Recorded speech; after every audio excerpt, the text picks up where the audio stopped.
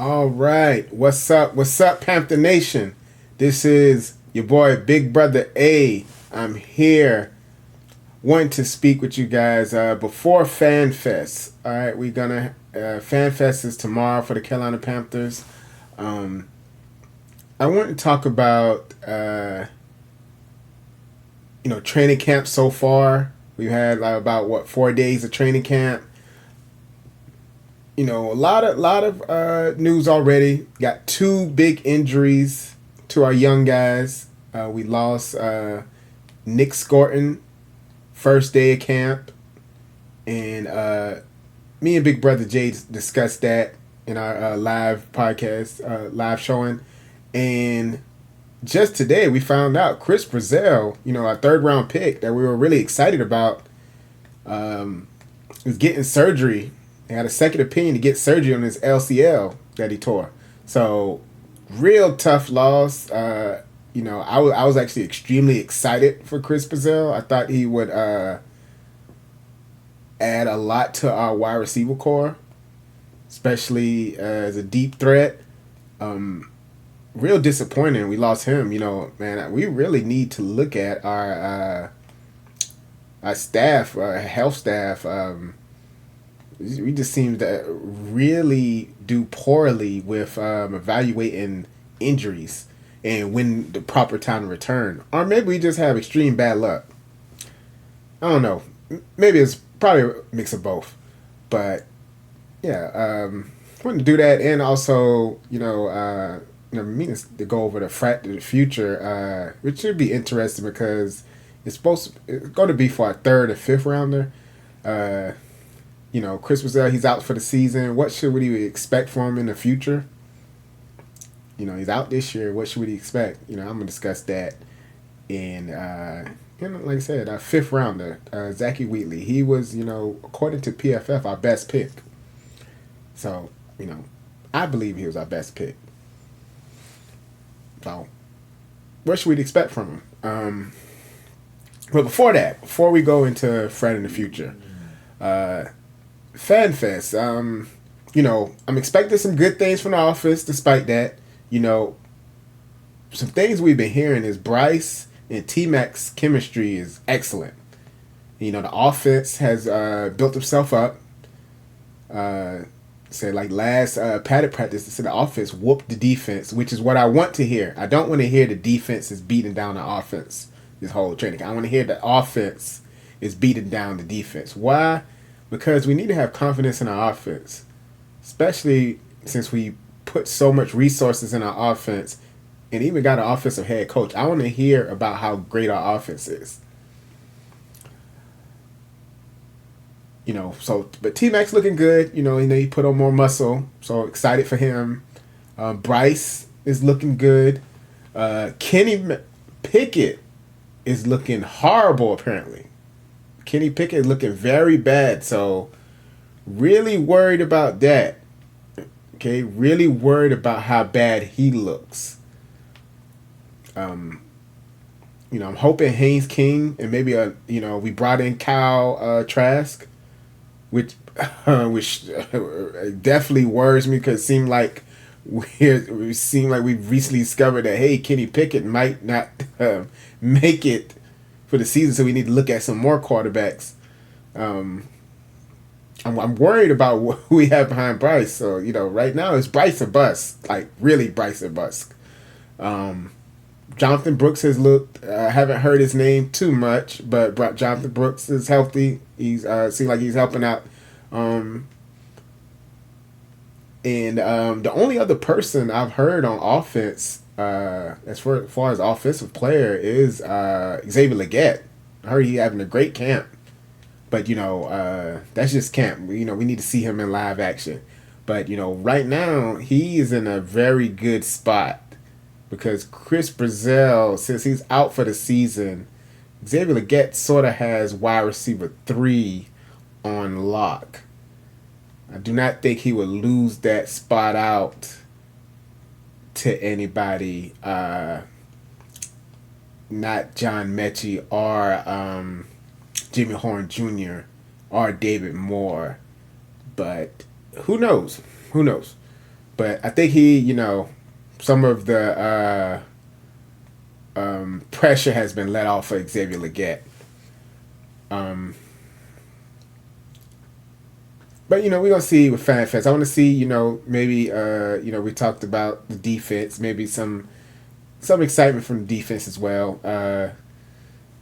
But just want to see something. Just want to see something to get excited about at FanFest, and you guys, after FanFest, the week after that, first preseason game. So that's what I'm really excited about. I need to see how we come out at the first preseason game.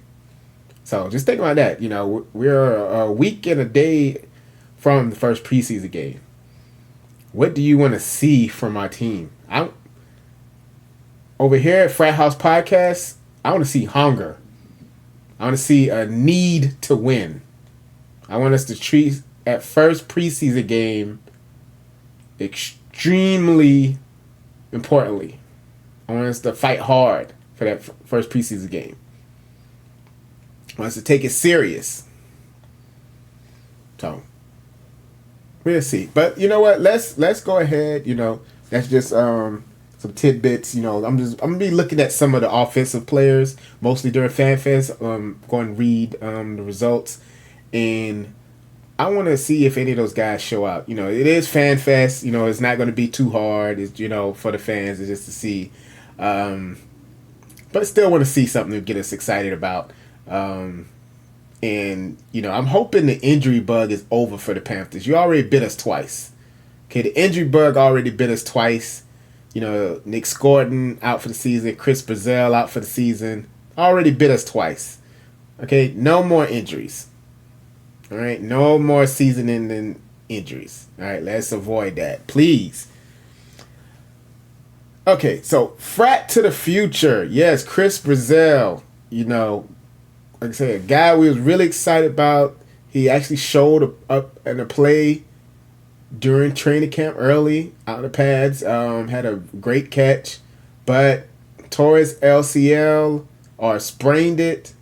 We held him out. He went back to camp. We held him out like a day. He went back out to camp and apparently tore it. Tore his LCL. So I'm wondering if we should have had him return to camp. I don't know if that was poor management on our team or just an unfortunate injury. I'm not gonna lie. See, they say it's not related. Seems pretty related to me. Seemed like this was more of what's the word? Ignorance on our part, our team's part. Not malpractice, but I'm trying to think of the word. Just poor on our part. But here's who I have for similar wide receivers. So he didn't get a direct comparison. So these are just two wide receivers that I was excited about that I think fit him for his size and speed. So I have Christian Watson from the Green Bay Packers and Nico Collins from the Texans, and both wide receivers, tall, very fast, great deep threats. You see Christian Watson, almost has a extremely high relative athletic score. Chris Brazzell, since he didn't do all the drills, he does not have a relative athletic score total. But I believe if you look at his size and speed, he probably is around 9 point. I think he would probably have a high RAS score. Nico Collins 9.76. In the elite category. Both those guys, Nico, he started out slow, 2021, 2022, and then burst out as a dominant Pro Bowl player, year 3, year 4. Christian Watson, he did okay first 2 years and then suffered an injury his third season, but then broke out this past season, and that way he got the contract extension. Only did 4 years, just because of the length of his first contract. I want us to follow Nico Collins. I want Chris Brazzell, even with the injury first year, I want him to follow Nico Collins' career more so than Christian Watson. I believe Chris Brazzell has wide receiver 1 ability. So if we count the first year where Nico Collins got, 65, I believe he barely had 300 yards. Let's say this was a red shirt year for Chris Brazzell, and next year he come on as wide receiver 3. It has a decent grade, 70, okay. He can contribute, and then he breaks out third year. I feel that's my expectation for Chris Brazzell, breaking out. And you gotta remember, this is a guy we actually wanted in the second round. That our offense, that Dave Canales was really excited about in the second round. But we passed on him, and he thought he was gone.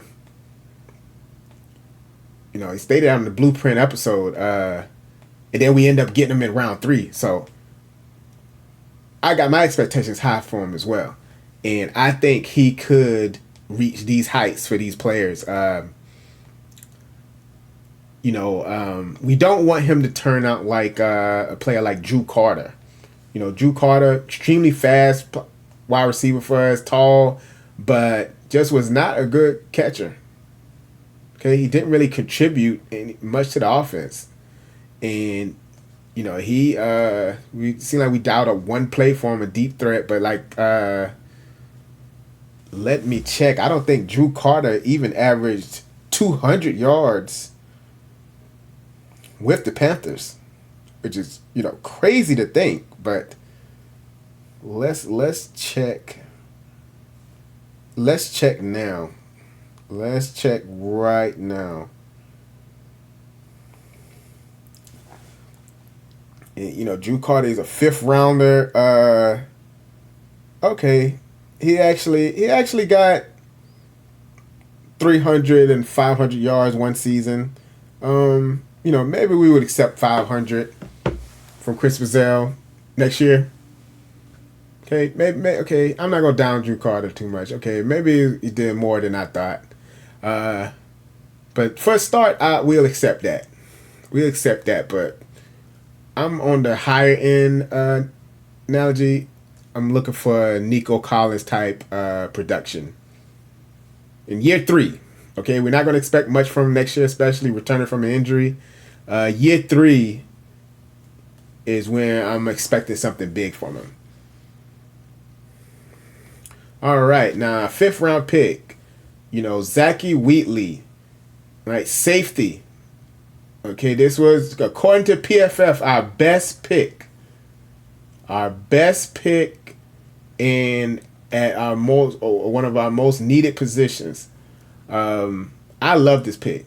Okay, I love this pick. I feel like Panthers needed some potential at safety for a long time. All Zakee Wheatley have to do is beat out Nick Scott, or at least learn and just do better than Nick Scott. Two comparisons I have for him is Cameron Curl and Antonio Johnson. As you can see, Antonio Johnson, he's a newer player, younger player. Started out below average and then had a terrible second year, but then burst out with a dominant year last year. So with him, I actually would like Zakee Wheatley to have a mix of Antonio Johnson's and Cameron Curl's career. Cameron Curl, even though this picture is while he's with the Rams, those 4 years I've listed for him was when he was with Washington. And now he's currently with the Rams. And as you can see, he started off okay. Note those grades of 70 are higher than Nick Scott's. Okay, so he started off okay, which is what I think Zakee Wheatley can do if he actually get a true chance to beat out Nick Scott.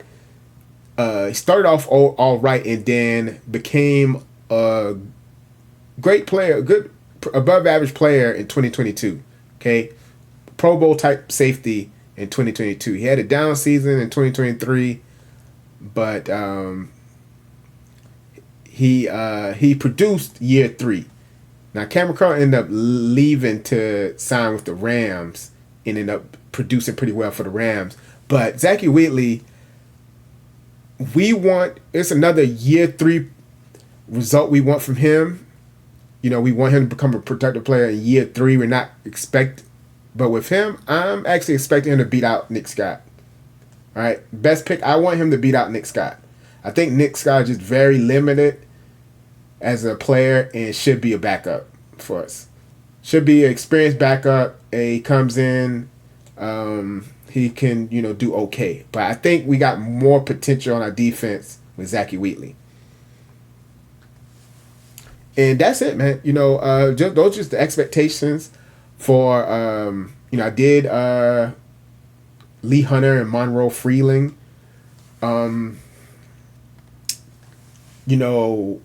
I think after FanFest, I'm going to do our first and second from not last year, but 2024 with Xavier Legette and Jonathan Brooks next. This is going to be big for those two because that draft is looking terrible in hindsight. But Xavier Legette and Jonathan Brooks can save that draft. Okay. Now note, I did not like that draft at all. Okay, very questionable draft. But I'm wondering what do those two need to do to save that draft? Now Jonathan Brooks, he's been out for 2 years.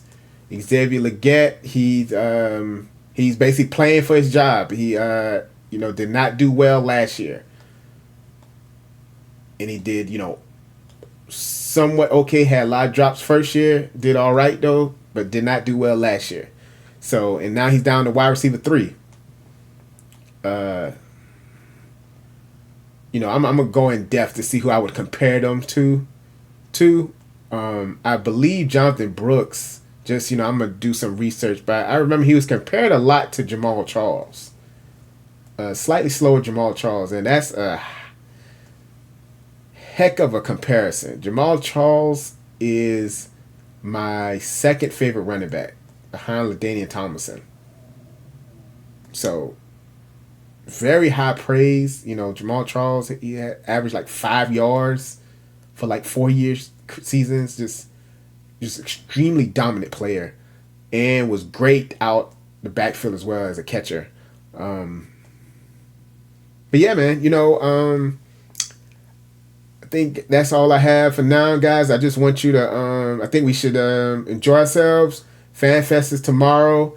Let's see what we put together for FanFest. And like I said, let's hope that they give us something to be excited about for the Hall of Fame game, first preseason game. Let's see. But all right, Panther Nation, peace. I'll holler at you later.